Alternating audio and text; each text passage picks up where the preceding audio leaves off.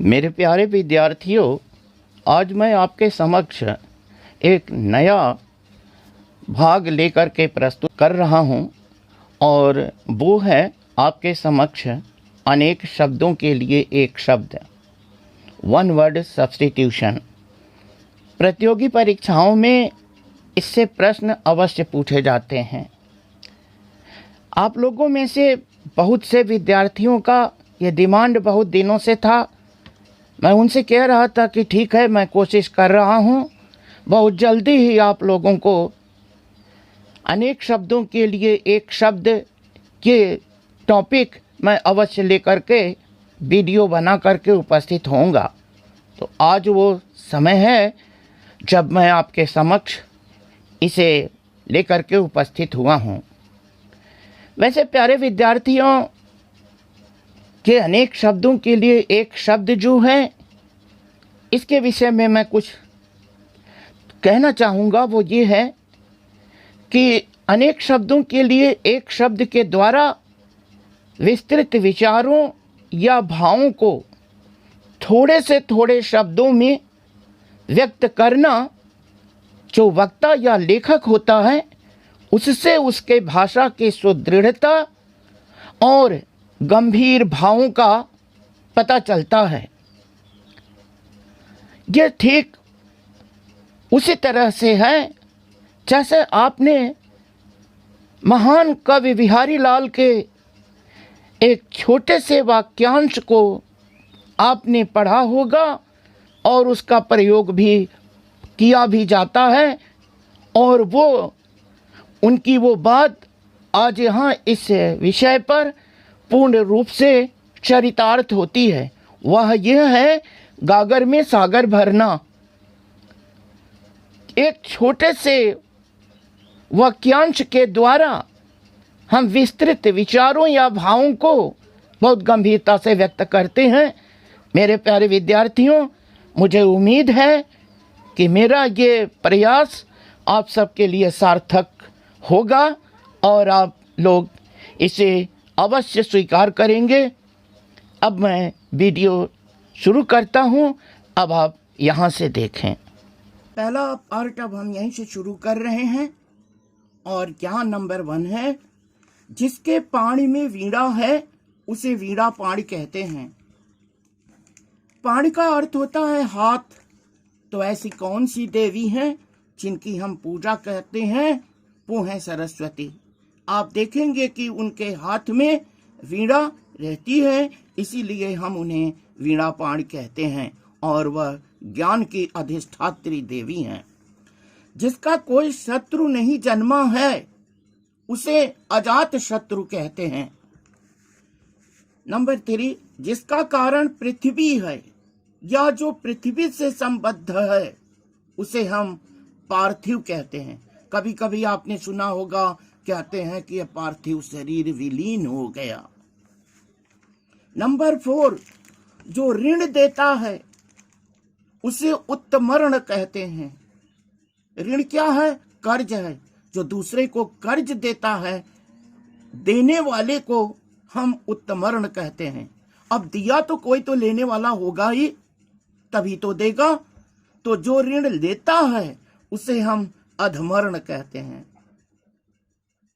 जिसके 4 भुजाएं हों तो उसे हम चतुर्भुज कहते हैं। संस्कृत में एक शब्द है चतु, जिसका अर्थ होता है 4, जैसा कि इसके नाम से स्वतः स्पष्ट है। नंबर 7, जो प्रतिदिन नहाता हो उसे नित्य स्नायी कहते हैं। क्या कहते हैं? नित्य स्नायी, जो प्रतिदिन स्नान करता है। नंबर 8, जिससे किसी से लगाव न हो उसे क्या कहेंगे? निर्लेप। निर्लिप्त कहता है मुझे किसी से कोई लगाव नहीं है, कोई मतलब नहीं है, तो आप क्या कहेंगे? उसे निर्लेप या निर्लिप्त कहेंगे। नंबर 9, वसुदेव का पुत्र क्या कहलाया? वासुदेव। इस वासुदेव को हम कृष्ण भी कहते हैं और भगवान कृष्ण की उपासना हम लोग करते हैं। तो भगवान कृष्ण का दूसरा नाम वासुदेव है। नंबर 10, जो बात लोगों से सुनी गई हो, खुद उसने नहीं कहा, कहने वाले ने दूसरों से सुना जाना, उसे हम जनश्रुति या किंवदंती कहते हैं। क्या कहते हैं? जनश्रुति या किंवदंती। नंबर 11, पाप करने के पश्चात स्वयं दंड पाना। कभी कभी लोग कहते हैं, अरे हमने ये पाप कर डाला, अब इस पाप से मुक्ति पाने के लिए हमें क्या करना पड़ेगा? प्रायश्चित करना पड़ेगा। क्या करना पड़ेगा? प्रायश्चित करना पड़ेगा, तो इसे प्रायश्चित कहते हैं। नंबर 12, जिस शब्द के 2 अर्थ हों उसे श्लिष्ट कहते हैं। जिस शब्द के 2 अर्थ हों उसे श्लिष्ट कहते हैं। प्यारे विद्यार्थियों, आपने एक दोहा सुना होगा, कनक कनक ते 100 गुनी, मां दक्ता अधिकाय, या पाए बौरात नर वा पाए बौराय। तो यहाँ कनक शब्द के 2 अर्थ हैं। एक तो कनक शब्द का अर्थ है क्या? धतूरा, जो एक मादक पदार्थ है, और एक कनक का अर्थ होता है क्या? सोना। तो यहाँ कनक के 2 अर्थ हुए, एक धतूरा, एक सोना। तो ऐसे शब्द जिनके 2 अर्थ हों वे श्लिष्ट कहलाते हैं। जो स्त्री सूर्य भी न देख सके, सूर्य को नहीं देख सकती है, उसे असूर्यम पश्या कहते हैं। क्या कहते हैं? उसे असूर्यम पश्या। आप सब स्पेलिंग पर जरूर ध्यान देंगे। वो पहाड़ जिससे आग निकलती हो उसे हम क्या कहते हैं? ज्वालामुखी। जब कहीं आग जलती है प्यारे विद्यार्थियों, तो ज्वाला तो निकलेगी ही। तो क्या बनाया गया? ज्वालामुखी। मरणासन्न अवस्था वाला, उसको कहते हैं मुमूर्षु कहते हैं। मरा नहीं है, मरने के बिल्कुल ही करीब है, उसे हम मुमूर्ष कहते हैं। वह व्यक्ति जो स्त्री के वशीभूत या स्त्री के स्वभाव का है, स्त्री जैसा आचरण करता है, उसे हम स्त्रैण कहते हैं। स्त्रैण कहते हैं। स्पेलिंग पर ध्यान देंगे आप सब। नंबर 17, जिसका निवारण नहीं किया जा सके उसे हम अनिवार्य कहते हैं। उसे हमें करना जरूरी होता है। हम प्रश्नोत्तर लिखते हैं, उसमें लिखा रहता है इस तरह से कि प्रश्न संख्या, जैसे मानिए उदाहरण के लिए प्रश्न संख्या 1 अनिवार्य है, तो हमें उसे करना है, उसे छोड़ना नहीं है। जिसके आने की तिथि नहीं मालूम हो, समय नहीं मालूम हो, वो समय बता के नहीं कोई आता, हम उसे क्या कहते हैं? अतिथि कहते हैं। अतिथि। आ माने नहीं, तिथि माने दिनांक, समय, तारीख। जिसके आने का कोई सूचना, तारीख, दिन नहीं हो, वह अतिथि कहलाता है। आधुनिक सभ्यता में उसे गेस्ट कहा जाता है। जो बात वर्णन के अतीत है, बाहर है, वर्णन के परे है, वर्णन नहीं किया जा सकता है, उसे हम वर्णनातीत कहते हैं। वर्णनातीत कहते हैं। नाउ 20th नंबर, जो बहुत कठिनाई से मिलता है उसे हम दुर्लभ या दुष्प्राप्य कहते हैं।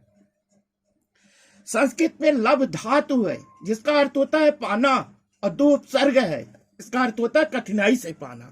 नंबर 21, जो राजगद्दी का अधिकारी हो उसे हम युवराज कहते हैं। लौट कर आया हुआ, कहीं गया था, लौट के आया है, उसे हम प्रत्यागत कहते हैं।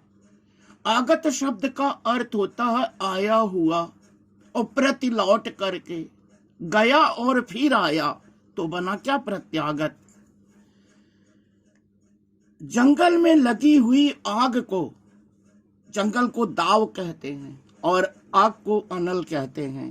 तो इस तरह से जंगल में लगी हुई आग को हम क्या कहते हैं? दावा नल कहते हैं। अनल शब्द का अर्थ होता है आग, और दाव का अर्थ होता है जंगल। वो स्त्री जिसे उसका पति छोड़ दे, फिर स्वीकार नहीं करे पत्नी के रूप में, तो ऐसी स्त्री को आप परित्यक्ता कहते हैं। क्या कहते हैं? परित्यक्ता। नंबर 25, जहां खाना मुफ्त मिलता है उसे हम सदाव्रत कहते हैं। आइए हम अगला नंबर 26 की तरफ चलते हैं। वो है जहां लोगों का मिलन हो उसे हम सम्मेलन कहते हैं। हम लोग सुनते हैं कि आज यहाँ सम्मेलन होने वाला है, कल वहां हुआ था, परसों वहां होगा। इस तरह से जहां पर लोगों का मिलन हो उसे सम्मेलन कहते हैं।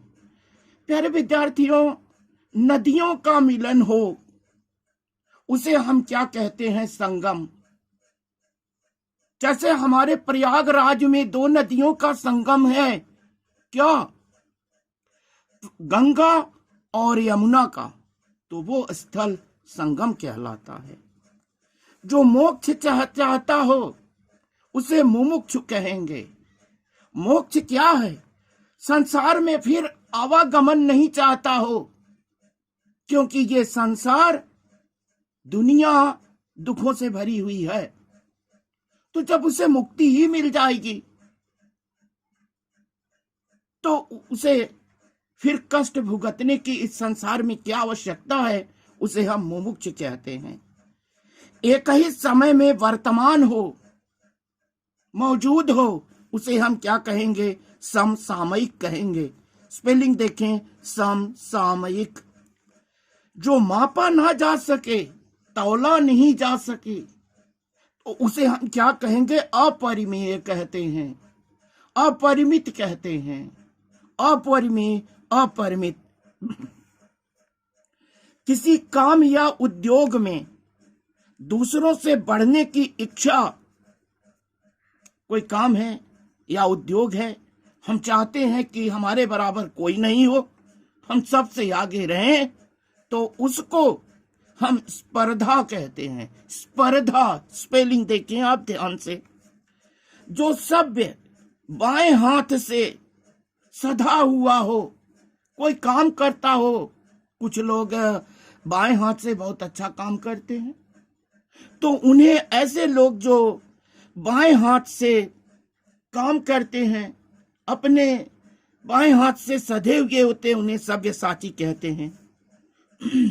जिस स्त्री को कोई संतान ही नहीं हो, न लड़का न लड़की, न बेटा न बेटी पैदा हुई हो, उसे हम वंध्या या बांझ कहते हैं। अनुचित बात के लिए आग्रह, वो बात उचित नहीं है लेकिन वह जबरदस्ती कहता है कि नहीं ये काम करना होगा, दबाव डालता है, तो ऐसे के लिए आप क्या कहेंगे? दुराग्रह कहते हैं। आइए उस सुंदर स्त्री को देखिएगा, क्या कहते हैं? जो देखने में बहुत ही सुंदर हो उसे हम रूपसी कहते हैं, रूपसी कहते हैं। आकाश में उड़ने वाला नभचर या खेचर कहलाता है, नभचर या खेचर कहलाता है। खे का अर्थ होता है आकाश, नभ का अर्थ भी है आकाश, चर का अर्थ होता है उड़ने वाला, चलने वाला, तो हम उसे नभचर या खेचर कहते हैं। अपने बल पर निर्भर रहने वाला, दूसरों के बल पर नहीं, अपने बल पर निर्भर रहता हो तो उसे हम स्वावलंबी कहते हैं, स्वावलंबी कहते हैं। स्व का अर्थ होता है अपना, अवलंबी का अर्थ होता है आधारित होना, अपने पर निर्भर करना, स्वावलंबी कहलाता है। आग से झुलसा हुआ को हम क्या कहेंगे? अनल दग्ध कहेंगे। अनल का अर्थ क्या है? अग्नि, आग। दग्ध का अर्थ होता है जला हुआ, झुलसा हुआ, तो हम उसे कहते हैं अनल दग्ध कहते हैं। अपनी विवाहित पत्नी से, यानी अपनी पत्नी से उत्पन्न जो पुत्र हो उसे हम औरस कहते हैं। क्या कहते हैं, औरस, औ र और ये आपका दंत स औरस कहते हैं उस पुत्र को जो अपनी पत्नी से उत्पन्न हुआ हो। ऐसे भी लोग होते हैं जो अपने कर्तव्य का निर्णय स्वतः नहीं कर पाते हैं, निर्णय लेने में पूर्णतया असमर्थ होते हैं। उन्हें हम क्या कहते हैं, किंग कर्तव्य विमूढ़ कहते हैं, किंग कर्तव्य विमूढ़ कहते हैं। प्यारे विद्यार्थियों, आज मैंने आपको 40 अनेक शब्दों के लिए एक शब्द बताया और इन्हें आप जरूर पढ़ेंगे, जरूर याद करेंगे। प्रतियोगी परीक्षाओं में स्कूल स्तर पर, कॉलेज स्तर पर भी ये प्रश्न पूछे जाते हैं, तो आप इन्हें जरूर पढ़ें। एक बात जरूर आपसे मेरा ये निवेदन है कि आप दत्त चित्त होकर के, दृढ़ प्रतिज्ञ होकर के यदि किसी कार्य को करेंगे तो विजय श्री आपके हाथ में होगी, यही मेरा कहना है। और आप जरूर पढ़ें, ध्यान से पढ़ें, जो वर्तनी है उसे अवश्य देखेंगे, क्योंकि गलती तो गलती चाहे जिस भी तरह की हो। तो ये मेरी आपसे, आप सबों से ये निवेदन है कि आप सब पढ़ें और अपने को स्वस्थ रखें, क्योंकि आप स्वस्थ रहेंगे तभी तो पढ़ सकेंगे। स्वास्थ्य ही धन है।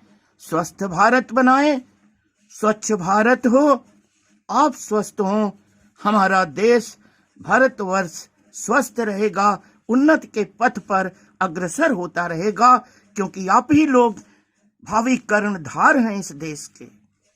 जय हिंद, जय भारत।